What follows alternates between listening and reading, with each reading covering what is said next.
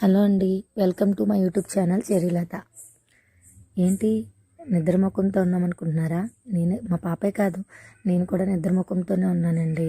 చెప్పారు కదండి, 11వ నెల 11వ తారీఖు రాత్రి 11 గంటల 11 నిమిషాలకి డాబా పైన నుంచొని భగవంతుని ఏది కోరుకున్నా అవుతుందని.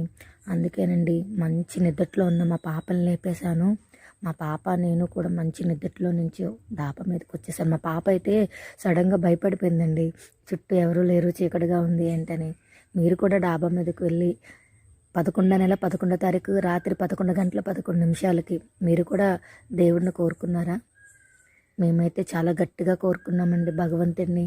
అది అవుతుందో లేదో తెలియదు కానీ భయం అయితే పిచ్చగా చూసారా, చుట్టూ ఎంత చీకటిగా ఉందో.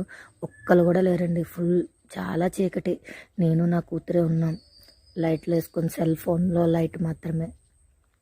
11వ నెల 11వ తారీఖు రాత్రి 11 గంటల 11 నిమిషాలకు అర్ధరాత్రి భయం లేకుండా నేను నా కూతురు డాబా ఎక్కేసి భగవంతుని చాలా గట్టిగా కోరుకున్నామండి. మీరు కూడా కోరుకున్నారా? మీరు కూడా రాత్రి 11 గంటలకి డాబా ఎక్కి భగవంతుని గట్టిగా కోరుకున్నట్టయితే కామెంట్లో చెప్పండి. నా వీడియోని లైక్ చేసి, షేర్ చేసి, సబ్స్క్రైబ్ చేయండి.